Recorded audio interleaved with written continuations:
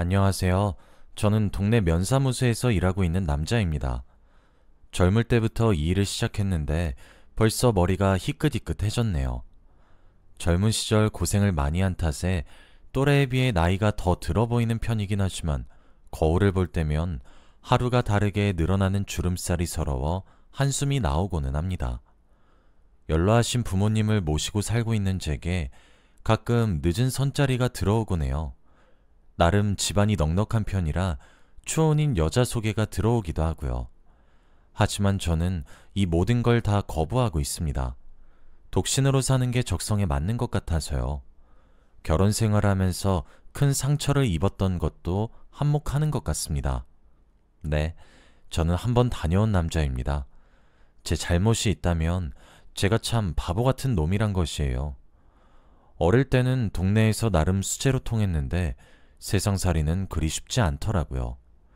익명의 힘을 빌려 제 악몽 같은 결혼 생활에 대해 털어놓아 보고자 합니다. 불쌍한 놈 하나 구제해 주신다고 생각하시고 끝까지 들어주시면 감사하겠습니다. 저는 이 동네 토박이입니다. 초등학교부터 대학교까지 이곳에서 나와서 고향 생활에 만족하고 있던 터라 취직도 이곳에서 하게 되었어요. 동네 사람들끼리 안면이 있던 터라 서로서로 다 아는 사이라고 해도 무방할 정도랍니다. 평범하게 일하고 있던 어느 날이었습니다. 한 여자가 전입신고를 하러 찾아온 것이에요. 그때 제가 전입신고를 담당하고 있었기 때문에 저희 둘은 자연스럽게 만나게 되었죠. 그녀를 처음 본 순간 저는 깜짝 놀랐습니다. 너무 예뻤거든요.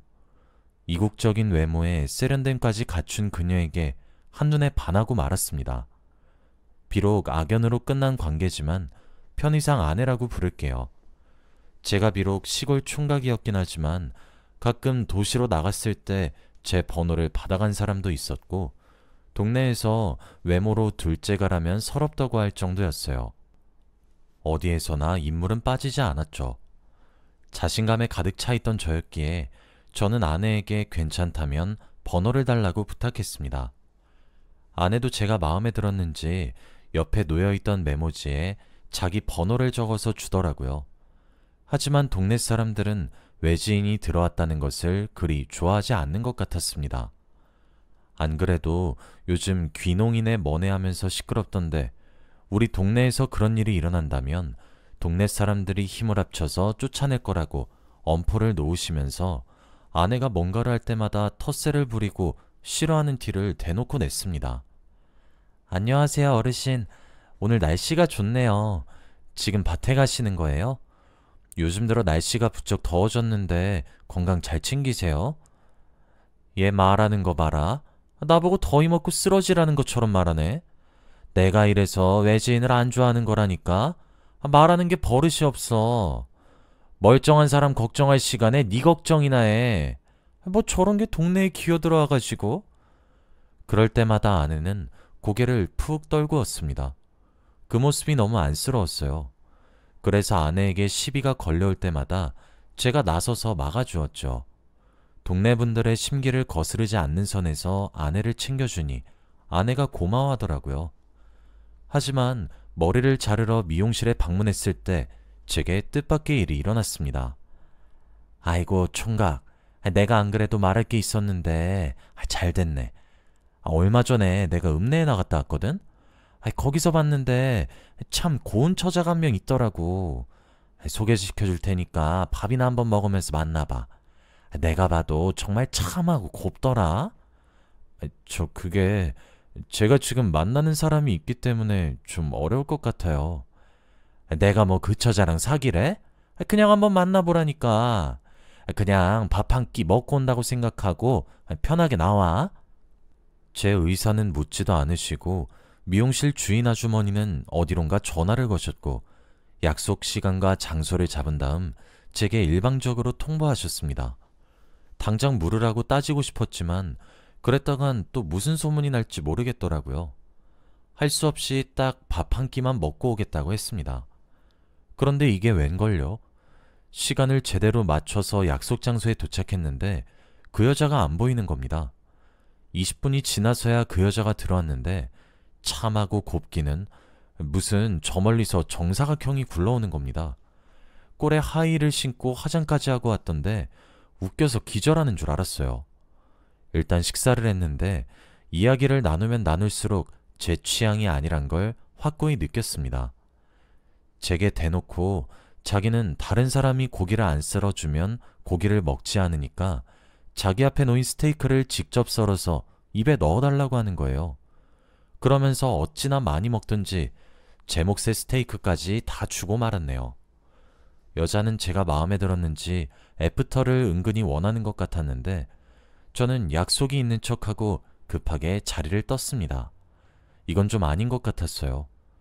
그리고 아내를 만나기 위해 눈앞에 보이는 택시를 무작정 잡아타고 아내에게로 향했는데 아내의 표정이 점점 어두워지는 것 같더니 갑자기 닭똥 같은 눈물을 터뜨리는 겁니다.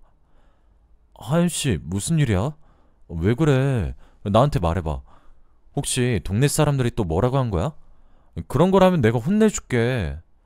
됐어. 그렇게까지 할 필요 없어. 나 다 알아. 당신 나 몰래 선짜리 나갔던 거. 내가 그렇게 마음에 안 들었어? 사람을 이런 식으로 배신해? 나 버릴 거면 처음부터 잘해주질 말았어야지. 민철 씨 이런 사람이었어? 제가 아내에게 말하지 않고 선짜리에 나갔던 것이 화근이었나 봅니다. 정말로 밥만 딱 한 끼 먹고 올 생각이라서 나갔던 건데 그제서야 정신이 확 들었습니다. 천하의 나쁜 놈이 된 것 같아 아내에게 사과했어요. 그래도 아내는 눈물을 그치지 않았고요. 계속해서 아내를 달래다 보니 저도 모르게 말이 튀어나왔습니다. 우리 결혼하자. 당신을 위해서라도 나를 위해서라도 꼭 결혼해야겠어. 더 이상 당신 힘들게 하기 싫어. 당신 속상해하는 모습 보기 싫고 그러니까 결혼해줘. 당신을 위해서라면 최고의 남편이 될게. 제 속마음이 갑자기 입을 뚫고 터져나오니 아내는 잠깐 당황하더라고요. 눈만 끔뻑이고 있는 아내에게 다시 한 번 더 말했습니다. 당신과 결혼하고 싶다고요. 아내는 잠시 멈칫하더니 옷소매로 눈물을 훔치며 제게 몇 번이고 다시 물어봤습니다. 확신을 담은 목소리로 대답하니 아내의 큰 눈에 눈물이 그렁그렁했어요. 아내는 피부관리실을 운영하고 있었습니다. 원래 도시에서 피부관리사로 일을 하다가 돈을 모아서 자기만의 가게를 차렸다고 하네요. 어쩐지 피부가 정말 좋았습니다. 처음 저희 부모님을 만나 뵈었을 때 기초 화장품 몇 개를 손수 포장해와서 아버지와 어머니께 감사하다고 하며 드리는데 피부만큼 마음도 곱더라고요. 틈날 때마다 제 피부를 관리해주는 건 물론 저희 부모님 피부까지 관리해주니 어느새 아내를 외지인이라고 달갑지 않게 바라보던 시선은 싹 사라지고 효부라는 칭찬이 동네에서 자자하더라고요. 내심 기분이 참 좋았습니다. 저희 부모님께 결혼 허락을 받기까지는 얼마 걸리지 않았어요. 아내 집에도 인사를 드리려 가려고 했는데 장인어른과 장모님이 외국에서 일을 하고 계신다고 하셔서 편지를 통해 인사를 드리고 결혼 허락을 받았어요. 그렇게 결혼식까지는 일사천리로 진행되었습니다. 아내 쪽 하객이 별로 없는 것 같았지만 별로 개의치 않았어요. 하지만 장인어른과 장모님을 뵈었는데 어딘가 이질감이 들더라고요. 아내는 쌍꺼풀이 진한 편이었는데 장인어른과 장모님 두 분 다 쌍꺼풀이 없으셨어요. 그리고 세 사람이 같이 있는 걸 보는데 그 사이에는 미묘한 어색함이 흐르고 있었습니다. 딱 봐도 무슨 사정이 있는 것 같았어요. 궁금증을 참지 못해 아내에게 물어보았습니다. 여보, 혹시 내가 모르는 집안 사정이라도 있는 거야? 말하기 싫으면 말 안 해도 돼. 아, 안 그래도 좀 그럴 것 같았어. 나 사실 예전에 쌍꺼풀 수술 한 번 했거든. 그리고 우리 부모님 원래 좀 무뚝뚝한 분이신데 그래도 품성은 정말 좋으셔. 당신 말처럼 인상부터 좋으시더라. 아, 내가 별 생각을 다 했네. 난 또 뭐라고. 말해줘서 고마워. 속이 시원해지네. 어렸을 적 소설책을 많이 읽어서인지 제가 별의별 상상을 다 하고 있던 것 같아서 얼굴이 후끈거리면서 귀가 달아오르더라고요. 부끄러웠습니다. 동시에 이런 것까지 대답해주는 아내에게 고맙다는 생각이 들었어요. 저도 아내 앞에서는 아무것도 숨기지 말고 있는 그대로 얘기해야겠다는 다짐을 했습니다. 그리고 보통 결혼 후에는 태도가 싹 바뀌는 여자들이 있다고 들은 적이 있었거든요. 결혼 전에는 시부모님에게 하늘이 내린 며느리인 척 하더니 결혼 후에는 얼굴을 싹 바꾸고 시부모님을 챙기기는커녕 남편에게 밥도 제대로 안 차려주는 여자들이 있다고 했어요. 그러나 아내는 한결같았습니다. 이런 아내를 맞이한 건 행운이었어요. 피부관리사 일을 하면서도 마사지를 배웠는지 제가 퇴근하고 오면 몸을 풀어주었고, 쉬는 날이면 저희 부모님께 찾아가서 뭉친 부분을 이곳저곳 안마해드리곤 했어요. 아버지께서 아내 손이 매어서 그렇게 시원할 수가 없다고 좋아하시더라고요. 전형적인 시골 남자인 아버지께서 그런 말씀을 하시니까 신기했습니다. 혹시나 저희 부모님 재산을 노리고 이러는 건 아닌가 하는 의심이 들기도 했어요. 농촌에 시집와서 재산을 들고 달아나는 며느리들의 이야기가 심심찮게 들리던 때였거든요. 그래도 아무튼 저희 부모님께서 좋다고 하시니까 저도 아내를 많이 아껴주었습니다. 저희 부모님도 아내를 귀하게 여겨주셨고요. 그러다가 하루는 TV를 틀었는데 이게 무슨 일입니까? 집안에 경사가 난 것이에요. 바로 저희 부모님 땅에 대규모 산업단지가 개발된다고 하는 뉴스가 나오면서 근처에 도로까지 뚫린다고 하는 것이었습니다. 말 그대로 땅값이 폭등했어요. 땅을 사고 싶다는 사람들이 계속해서 나왔고 그야말로 부르는 게 값이 되었죠. 우리 아가가 복덩이인가 보구나. 아, 우리 집에 복덩이가 넝쿨째 굴러 들어왔어. 이게 다 네 덕분이다. 아, 동네 잔치라도 한번 열어야겠어. 아, 어머님, 그런 말씀 마세요. 제가 그 땅을 산 것도 아닌데 다 어머님, 아버님 덕분이죠. 앞으로도 잘 부탁드릴게요. 좋은 며느리가 되겠습니다. 예, 그게 무슨 말이니? 사실 널 위해 준비해둔 게 있단다. 이 시애미 마음이 담긴 거니까 거절하지 말고 받아주렴. 어머니께서 아내에게 내민 것은 통장이었습니다. 아내는 통장을 열어보자마자 입을 떡 벌리더라고요. 이런 거 못 받는다고 하면서요. 슬쩍 봤는데 통장에는 자그마치 10억이란 돈이 찍혀 있었습니다. 어마어마한 금액을 본 아내의 눈빛이 떨리고 있었습니다. 아내는 어머니께 이 돈을 가지고 저와 함께 잘 살겠다며 절을 올렸고, 어머니와 아버지는 그런 아내를 보면서 흐뭇해 하시더라고요. 늙어간다는 게 그저 서러운 줄만 알았는데 늙음하게 이런 기쁨도 있다고 하시면서 아내의 손을 잡고 연신 고맙다는 말씀을 하셨습니다. 그때부터였을까요? 아내가 조금씩 변하기 시작했습니다. 돈맛을 알게 된 것 같더라고요. 시작은 제 물건이었습니다. 어느 날 중요한 지역 간담회에 참석할 일이 있어서 고급 시계를 차고 가려 했는데 제가 가지고 있던 시계 중 제일 비싼 게 보이지 않았어요. 분명 저번 주 주말까지만 해도 있었거든요. 혹시나 해서 아내에게 물어보았습니다. 여보, 혹시 여기 있던 내 시계 못 봤어? 저기 내가 평소에 아끼던 은색 시계 있잖아. 분명히 내가 시계함에다 넣어놨는데 아, 이게 어디 갔지? 그거? 그거 당신이 얼마 전에 차고 나간 거 아니었어? 그날 저녁에 들어올 때 안 차고 들어왔길래 차에 놔두고 온 줄 알았지. 아내의 말을 듣고 차에 가봤는데 보이지 않길래 아내 차에 두고 왔나 싶어서 차 안을 슬쩍 들여다보았습니다. 그런데 이게 어떻게 된 일입니까? 저희 어머니의 목걸이가 아내의 차 뒷좌석에 있는 겁니다. 아무리 봐도 저희 어머니 것이 분명했어요. 제가 첫 월급을 받고 선물해드린 거라서 어머니 성함과 어머니께서 좋아하시는 국화꽃을 새겨넣은 것이었거든요. 설마 하며 어머니께 여쭤보았습니다. 혹시 얼마 전 아내의 차를 타신 적이 있냐고요. 어머니는 얘가 무슨 말을 하냐는 듯 저를 쳐다보셨습니다. 뭘 잘못 먹었냐고 하시길래 저는 말없이 어머니 방에 들어가서 폐물함을 살펴보았어요. 역시 그 목걸이가 없어져 있더라고요. 일단은 지켜보기로 했습니다. 그런데 처음부터 제대로 확인을 해봤어야 했던 걸까요? 제 불찰이었습니다. 어머니께서 동창회에 나가신다고 하시며 이리저리 꾸미고 계시던 중이었는데 갑자기 비명을 지르시는 거예요. 그 소리에 놀라서 아내와 함께 달려갔어요. 내 귀걸이, 내 반지. 이게 다 어디 간 거야? 올해 처음 끼고 나가는 건데. 여기 잘 넣어놨단 말이야. 세상에 이게 어떻게 된 일이야? 이걸 어쩌면 좋아. 어머니, 분명히 여기 넣어놓으신 거 맞으세요? 저번에도 제 차에다가 귀걸이 한 짝 떨어뜨려 놓으셨던데. 다시 한번 천천히 생각해 보세요. 아직 준비하실 시간 많이 남았잖아요. 야, 이놈아, 너 그게 얼마나 귀한 건지 알기나 해? 내가 못 살아, 이 둔한 놈아. 속이 터진다 터져. 며느라, 혹시 모르니 네 것도 한번 확인해봐라. 아내는 자기 방으로 달려가더니 한동안 나오지 않더라고요.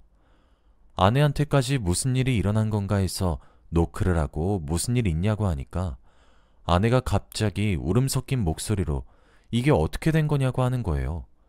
설마 아내의 폐물도 없어진 건가 해서 문을 열고 들어갔습니다. 아내는 아끼던 반지 2개를 잃어버렸다고 하더라고요. 하지만 제 시선을 사로잡는 것은 따로 있었습니다. 바로 못 보던 가방들과 지갑이었어요. 제가 알기로는 유명한 명품 브랜드라 가방 하나당 1,000만 원대를 호가하는 걸로 아는데 그걸 3개나 가지고 있더라고요. 그게 끝이 아니었습니다.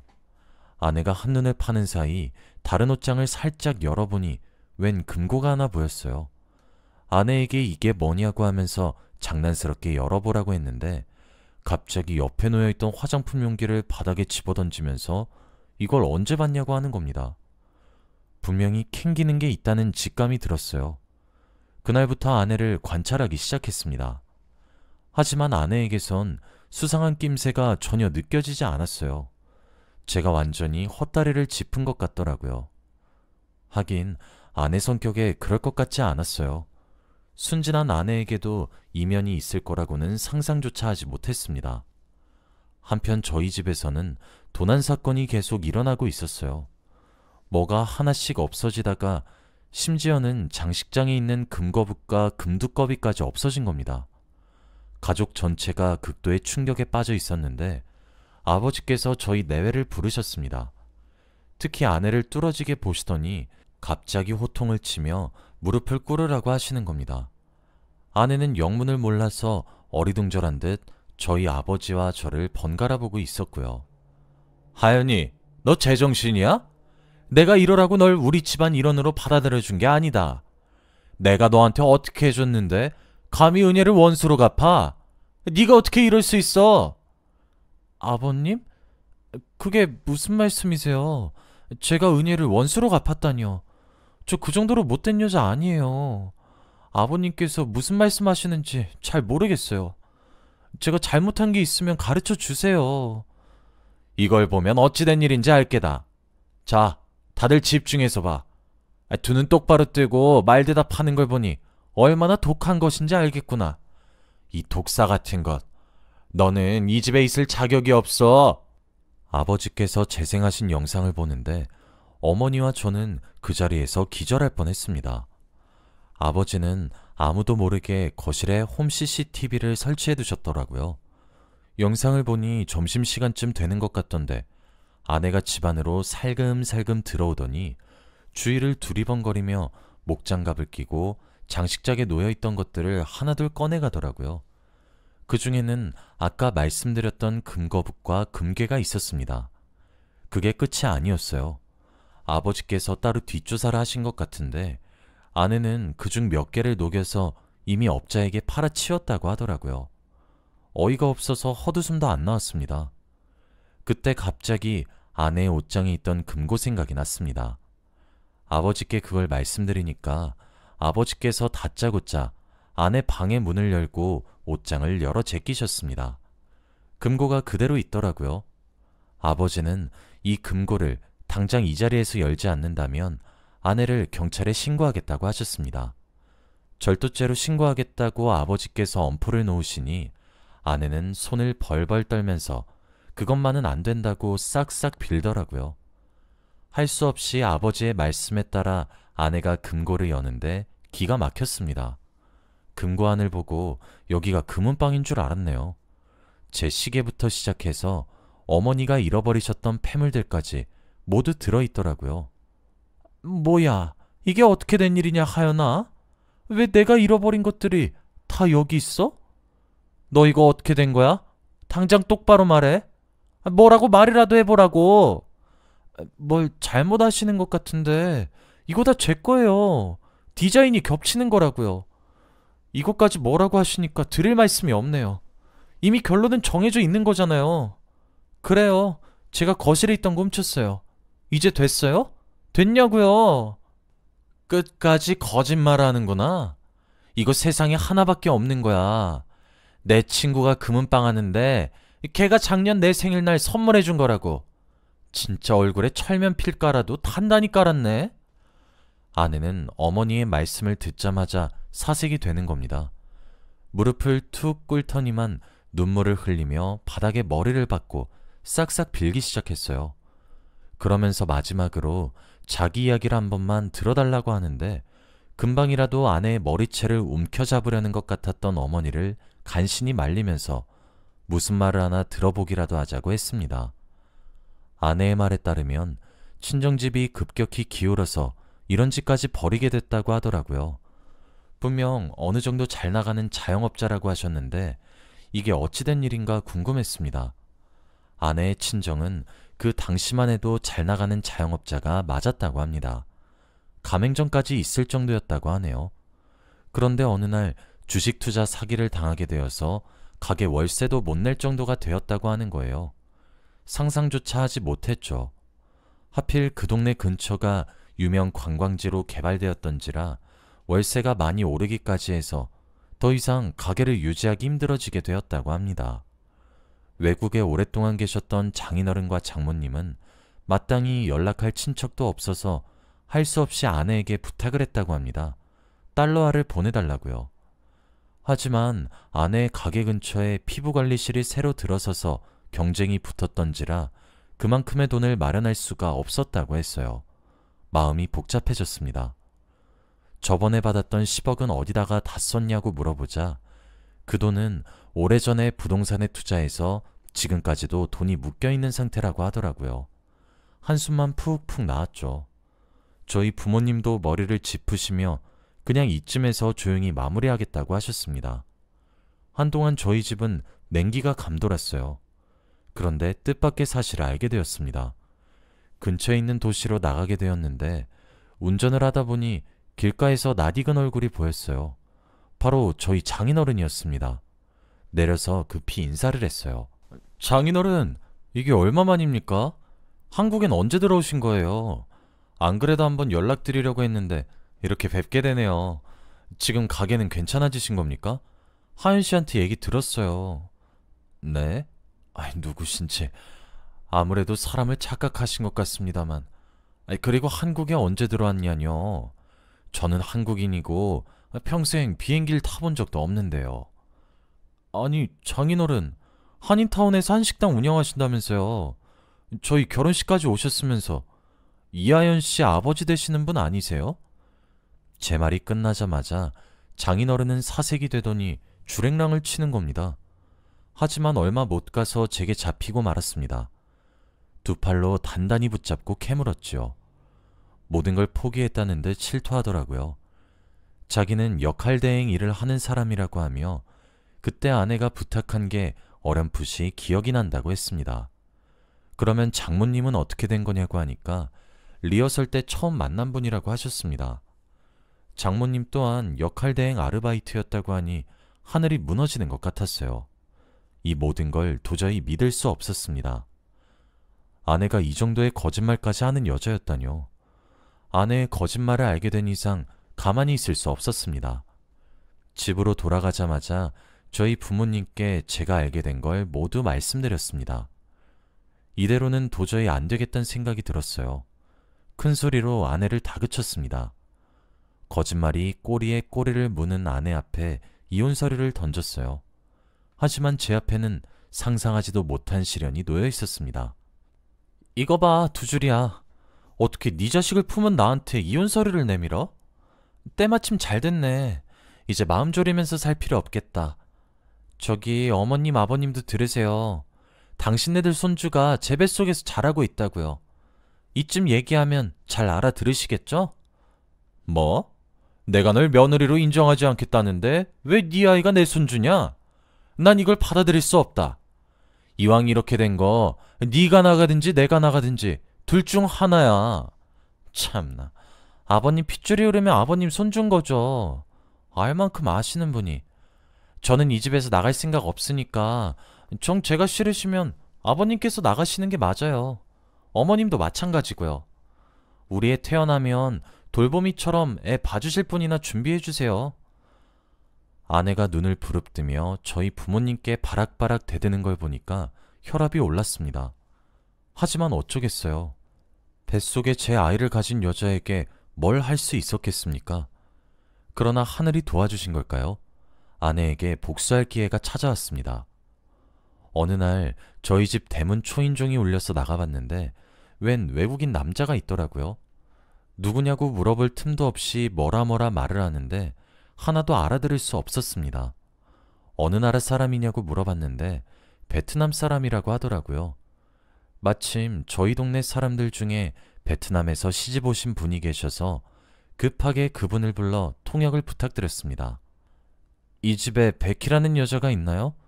저는 그 여자의 남편입니다. 그녀에게 돈을 받기 위해 찾아왔어요. 그녀가 돈을 주지 않고 있기 때문입니다. 네? 아내라뇨? 그리고 베키란 여자 없습니다. 잘못 오신 것 같아요. 저희 집엔 외국인이 한 명도 없어요. 돌아가 주시면 감사하겠습니다. 이 사진 보세요. 이 여자가 베키입니다. 제발 도와주세요. 저희 집엔 두 아이가 있어요. 얼른 그녀를 데리고 고향으로 돌아가야 해요. 외국인 남자가 사진을 보여주는데 이게 어떻게 된 일입니까?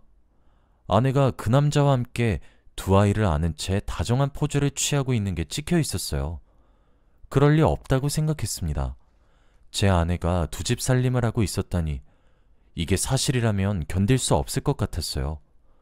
큰 도시로 나가 흥신소에 아내의 뒷조사를 의뢰했고 시간이 조금 걸릴 거라고 하더니 3주가 흐른 후에 조사 결과가 나오더라고요. 도저히 믿을 수 없었습니다. 아내는 애초에 토종 한국인이 아니었던 겁니다. 아내는 베트남인과 한국인 사이에서 태어나서 베트남에서 살다가 한국에 왔던 여자였어요. 조금 이국적이게 생긴 편이긴 했지만 혼혈이라고는 상상하지도 못했죠. 게다가 이미 현지에서 그 베트남 남자와 결혼해서 2명의 아이까지 있는 상태였습니다. 한국에 오게 된 계기는 현지에서보다 더 많은 돈을 벌기 위해 왔다고 하더라고요. 그렇다면 외국인 등록증이 있어야 되지 않냐고 물어보니까 난감한 표정을 지었습니다. 아내는 애초에 평범한 경로로 한국에 들어온 게 아니었고 당연히 국가에서 발급한 외국인 비자를 가지고 취업을 할 수 없었고요. 그런 아내가 향한 곳은 바로 베트남 노래방이었습니다. 아내는 그곳에서 한국어를 익혔다고 했습니다.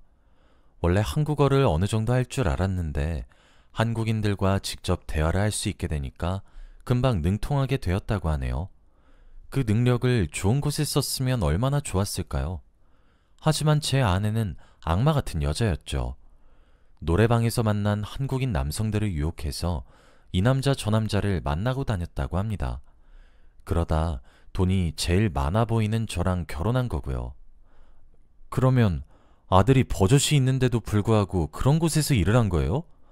그리고 제 아내의 베트남 남편이란 작자는 아내가 그 돈을 어떻게 벌어온 건지 알고 있었던 거예요? 둘 다 쌍으로 정신이 나갔네요? 이 정신 나간 것들. 그 베트남인 남자는 잘못이 없는 것 같습니다. 안 그래도 조사를 해봤는데 너무 순박한 남자더라고요. 오히려 아내분께 큰 피해를 입으신 분이었어요. 자초지종을 들어보니 아내는 한국에 오는 비용을 충당하기 위해서 그 베트남인 남자를 통해 엄청난 대출을 받았다고 하더라고요. 처음에는 돈을 꼬박꼬박 보냈다고 했습니다. 덕분에 아내가 좋은 곳에 취직했다고 착각한 그 가족들은 아내에게 감사를 표하며 대출을 갚으면서 괜찮게 먹고 살 수 있었고요. 하지만 어느 시점부터 아내는 현지에 있는 가족들과 연락을 완전히 끊어버렸다고 합니다.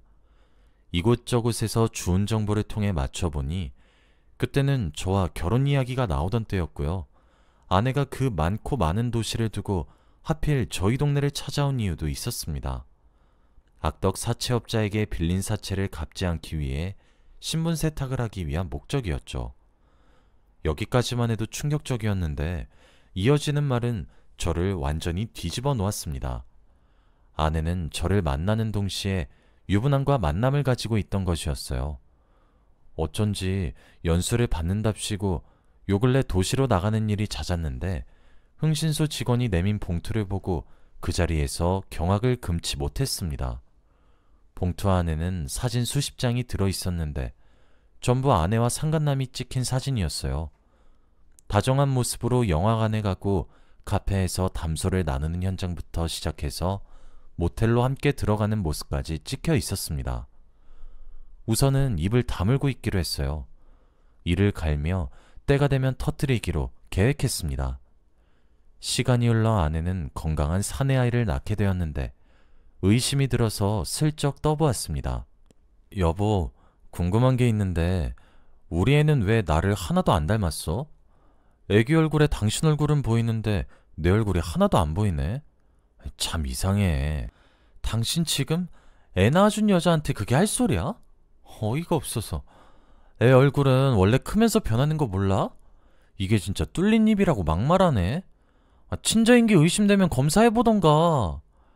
아내의 당당한 태도에 저는 아무 말도 하지 못했고 이 사실을 모두 부모님한테 말씀드리니 부모님은 어떻게 해야 할지 난감한 듯 서로를 바라보시는 얼굴을 보니 많이 늙으신 것 같았어요. 할 수 없이 아이의 머리카락이 조금 자랄 때까지 기다렸다가 친자 검사를 의뢰했고 역시나 아이는 제 아들이 아니었습니다. 그때 들었던 유부남이라던 상간남의 아이인 게 분명했죠. 말없이 친자검사 결과지를 아내와 부모님 앞에 내밀었습니다. 부모님은 고개를 떨구시더니 눈물을 터뜨리셨고 아내는 저를 표독스럽게 쏘아봤어요.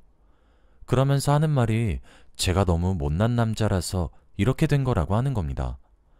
아내는 저보고 당신의 정자가 약하니까 당신 애가 안 들어서고 그 남자애가 들어선 거 아니냐며 저보고 허옇게 빠졌다고 하는데 정말 기가 막혔습니다. 그러면서 자기는 훨씬 더 나은 남자를 만나서 살 자격이 있다고 큰소리를 쳤고 그래, 당신이 나한테 과분한 여자이긴 하지. 그런데 이거 알아? 나 계속 당신 가족이랑 연락하고 있었어. 애들이 두 사람을 참 많이 닮았더라. 베트남에서 온 그 남자가 당신 찾아온 적도 있었는데 내가 입 다물어주고 있었던 거 알아? 뭐라고? 그 가난뱅이가... 그래서 그놈이 뭐라고 하던데? 그놈 내 탓하지? 나는 어쩜 가는 데마다 능력 없는 남자만 만날까? 솔직히 당신도 능력 있는 남자 아니잖아. 돈은 있지만 몸이 허옇게 빠져가지고.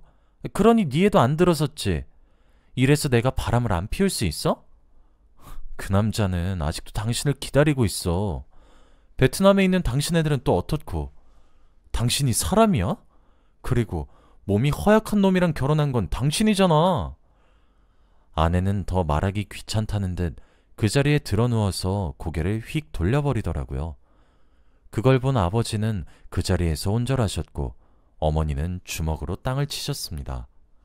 그때 저는 그 베트남인 남자에게 연락을 했습니다. 아내를 만나게 해주겠다고 하니 땀범벅이 된 채로 허겁지겁 뛰어왔습니다. 그럼에도 무척이나 행복해 보였어요. 그러나 아이를 아는 아내를 본 그 남자는 사색이 되었습니다. 무릎을 털썩 꿇더니만 베트남어로 뭐라 하며 통곡을 하더라고요. 아내는 뭐라고 하는 것 같더니 손가락으로 저를 가리켰고 그 베트남인 남자는 믿을 수 없다는 눈으로 절 쳐다보더라고요. 하지만 때를 맞춰 베트남에서 시집 오신 주민분이 등장해 주셨어요. 저는 그분께 다시 한번 통역을 부탁드렸습니다. 당신 아내가 안고 있는 아이는 제 아이가 아니라 또 다른 상간남의 아이라고 하니 눈을 두리번거리며 아내에게 이 말이 모두 사실이냐고 물었습니다. 거기에다가 제가 아내가 베트남으로 보내준 돈은 전부 유흥일을 하며 보내준 거라고 하니 그 베트남인 남자는 온몸을 덜덜 떨면서 어쩌할 줄을 몰라 하더라고요. 그 남자에게 말해주었습니다. 당신 아내는 괴물이니까 이제라도 아내와의 연을 끊고 고국에서 새 인생을 살라고 했죠. 그 남자는 아내를 벌레 보듯 쳐다보더니 자리를 박차고 나가버렸고요. 이게 끝이 아니었습니다. 안 그래도 좁은 동네인데 소문을 한번 내니까 장날에 이게 화제거리가 되었는지 옆 동네까지 이야기가 다 퍼졌더라고요. 제 체면이 조금 구겨지긴 했지만 바보 같은 놈 소리만 몇 번 듣고 끝났습니다. 그러나 아내는 아니었어요. 버스라도 타게 된 날엔 저 천벌을 받아도 싼 고얀 여자라는 비난이 아내에게 쏟아졌습니다. 야, 니네가 뭘 알아? 내 인생이 얼마나 불행했는지 알기나 해? 너희가 내 인생 이야기 들으면 날 아무도 욕하지 못할 거야. 시골 사람들이라 그런지 이렇게나 머리가 무식해서야. 천벌은 너가 받아. 내가 천벌을 받게 된다면 너는 지옥 밑바닥에 떨어져야지. 평생 그곳에서 헤어나오지 못하고 살아야 할 게다. 80인생 살면서 너 같은 쓰레기는 처음 본다. 니네 나라로 돌아가. 이 늙은이가 지금 말 다 했어? 이 할머니 보니까 물에 빠져도 틀니만 둥둥 떠다니겠어. 그 틀니 어디서 맞췄는지 성능 하나는 기가 막히네. 조잘조잘 말이 쉴 틈이 없어. 그런데 하필 그 버스 승객 중에 그 어르신의 따님이 계셨던 겁니다. 그 자리에서 벌떡 일어나서 아내의 머리채를 쥐어잡고 이리저리 흔들어대는데 그러더니 아내의 뺨을 세차게 내려쳤습니다. 짝 하는 소리가 울려 퍼졌어요. 아내가 가만히 있었더라면 조용히 합의혼으로 끝내려고 했는데 괘씸하더라고요. 결국 아내에게 이혼소송을 걸었습니다. 그 과정에서 아내는 비자가 없는 게 들통나서 국외로 추방당하는 신세를 면치 못하게 되었고요. 위자료는 얼마 받지 못했지만 아내에게는 전 재산을 지급한 것이나 다름없었어요. 전에 아내가 받은 10억이라도 어떻게 받아내려고 했지만 이미 기획부동산 사기에 당한 지 오래라 남은 돈이 얼마 없더라고요. 그 돈까지 한 푼도 남기지 않고 모조리 받아내니 아내는 완전히 알거지가 되었습니다. 끌려가면서까지 발악을 하며 베트남어로 뭐라 저주를 퍼부는 것 같던데 저희 어머니께서는 언제 준비하신 건지 아내에게 굵은 소금을 마구 뿌리셨습니다. 이 악귀 같은 여자가 다시는 한국 땅을 밟지 못하게 해달라고 외치면서요. 눈을 부릅뜨고 괴성을 질러대며 팔다리를 휘저어대는 아내를 보니 제가 한때 진심을 다해 사랑했던 아내가 맞나 하는 생각이 들었습니다. 비록 이혼을 했으나 태풍이 한바탕 뒤집어 놓고 간 듯 아내가 남긴 후유증은 꽤 오래 이어졌습니다. 저희 아버지가 그때 혼절하신 이후 한쪽 손이 불편해지셨거든요. 그래도 꾸준한 재활 치료 끝에 나아지고 계십니다. 아버지도 열심히시고요. 지금은 다시 과수원에 나가서 일하실 수 있을 정도로 많이 호전되셨어요. 어머니도 도시에 있는 큰 병원에서 매주 주말마다 치료를 받으신 덕에 정신적으로 어느 정도 회복을 하신 상태입니다. 이제 저만 괜찮아진다면 예전만큼은 아니겠지만 행복한 가정으로 돌아갈 수 있을까요? 넓은 마음을 가지신 여러분들께서 많은 조언과 위로를 해주시면 감사하겠습니다. 제 이야기는 여기까지입니다. 제가 필력이 떨어지는 편이라 어떻게 들으셨는지 모르겠네요. 많이 부족함에도 불구하고 끝까지 들어주신 여러분께 깊은 감사의 말씀을 올립니다. 여러분들은 복 많이 받으시면서 건강하셨으면 좋겠어요. 항상 꽃길만 걸으시길 바라겠습니다.